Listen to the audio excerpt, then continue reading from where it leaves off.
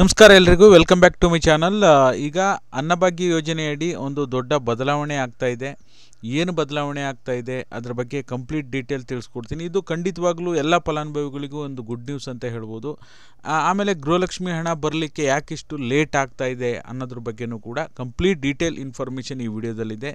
ಯಾರೆಲ್ಲ ವಿಡಿಯೋ ನೋಡ್ತಾ ಇದ್ದೀರಾ ದಯವಿಟ್ಟು ಪೂರ್ತಿ ವಿಡಿಯೋನ ನೋಡಿ. ನೀವೇನಾದರೂ ಹೊಸದಾಗಿ ನಮ್ಮ ಚಾನಲ್ ನೋಡ್ತೀರಾ ಅಂದರೆ ಸಬ್ಸ್ಕ್ರೈಬ್ ಮಾಡ್ಕೊಳ್ಳಿ. ಈಗ ಅನ್ನಭಾಗ್ಯ ಯೋಜನೆಗೆ ಸಂಬಂಧಪಟ್ಟಾಗಿ ಏನು 5 ಕೆ ಜಿ ಅಕ್ಕಿ ಮತ್ತು 5 ಕೆ ಜಿಗೆ ಏನು DBT ಹಣ ಕೊಡ್ತಾಯಿತ್ತು ರಾಜ್ಯ ಸರ್ಕಾರ, ಅದನ್ನೇ ಚೆನ್ನಾಗಿತ್ತು, ಹಣನೇ ಕೊಡಬೇಕಾಗಿತ್ತು ಅಂತ ಬಹುತೇಕ ಜನರ ಅಭಿಪ್ರಾಯ ಕೂಡ ಆಗಿತ್ತು.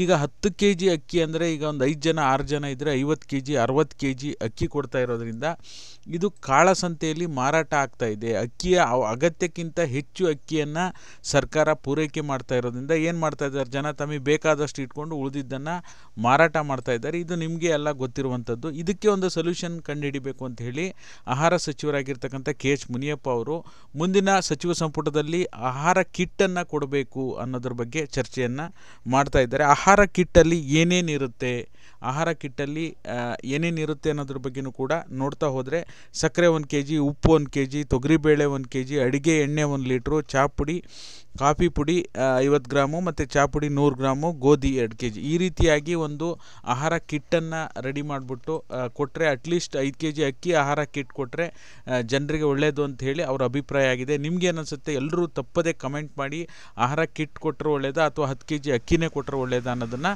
ನೀವು ತಿಳಿಸ್ಬೇಕಾಗಿದೆ. ಓಕೆನಾ. ಇನ್ನು ಅದರ ಜೊತೆಯಲ್ಲಿ ಗೃಹಲಕ್ಷ್ಮಿ ಯೋಜನೆಗೆ ಸಂಬಂಧಪಟ್ಟ ಹಾಗೆ ಪ್ರತಿ ಕಂತುಗಳಾದ ಮೇಲೂ ಕೂಡ ಹಣ ಜಮಾ ಆದಮೇಲೂ ಸಹ ನಿಮಗೆ ಮತ್ತೊಂದು ಕಂತು ಜಮಾ ಆಗೋದು ಲೇಟ್ ಆಗ್ತಾ ಇದೆ. ಯಾಕೆ ಅಂತ ಬಹುತೇಕ ನೋಡೋದಕ್ಕೆ ಹೋದರೆ ನಿಮಗೆ ಮೊನ್ನೆ ನಾನು ವಿಡಿಯೋ ಕೂಡ ಪೋಸ್ಟ್ ಮಾಡಿದ್ದೆ. ಸ್ವತಃ ಸಚಿವೆ ಲಕ್ಷ್ಮೀ ಹೆಬ್ಬಾಳ್ಕರ್ ಮೇಡಮ್ ಹೇಳಿರೋ ಪ್ರಕಾರ ಗೃಹಲಕ್ಷ್ಮಿ 21ನೇ ಕಂತು ಎಲ್ಲವೂ ಕೂಡ ಸಿದ್ಧತೆ ಇದ್ದರೂ ಹಣ ಬಿಡುಗಡೆ ಆಗೋದು ಯಾಕೆ ಲೇಟ್ ಆಗ್ತಾ ಇದೆ ಅಂದರೆ, ಮೊದಲು ಹಣ ಜಿಲ್ಲಾ ಪಂಚಾಯಿತಿ, ತಾಲೂಕ್ ಪಂಚಾಯಿತಿ, ನಂತರ ಅಲ್ಲಿಂದ ಮಹಿಳಾ ಮತ್ತು ಮಕ್ಕಳ ಅಭಿವೃದ್ಧಿ ಇಲಾಖೆಗೆ ಬಂದುಬಿಟ್ಟು ನಂತರ ಎಲ್ಲ ಫಲಾನುಭವಿಗಳ ಖಾತೆಗೂ ಕೂಡ ಹಣ ಜಮಾ ಆಗ್ತಾ ಇದೆ. ಮಧ್ಯಂತರವಾಗಿ ಕೂಡ ಪ್ರಾಬ್ಲಮ್ ಆಗ್ತಾ ಇದೆ. ಈಗ ಆಲ್ರೆಡಿ ನಿಮಗೆ ಗೊತ್ತೇ ಇದೆ 20ನೇ ಕಂತು ಬಹುತೇಕ 100% ಜನರಿಗೆ ಇನ್ನೂ ಕೂಡ ಬಿಡುಗಡೆ ಆಗಿಲ್ಲ. ಇನ್ನೂ ಕೂಡ 20% ಜನರಿಗೆ ಬರೋದು ಬಾಕಿ ಇದೆ. ಅದು ಕೂಡ ಖಂಡಿತವಾಗ್ಲೂ ಬಿಡುಗಡೆ ಆಗುತ್ತೆ, ಯಾವುದೇ ರೀತಿ ಸಮಸ್ಯೆ ಇಲ್ಲ. ಜಮಾ ಮಾಡುವಂಥ ಪ್ರಕ್ರಿಯೆಯಲ್ಲಿ ಸ್ವಲ್ಪ ಬದಲಾವಣೆ ಅಂತ ಆಗಿದೆ ಅಂತ ಹೇಳ್ಬೋದು.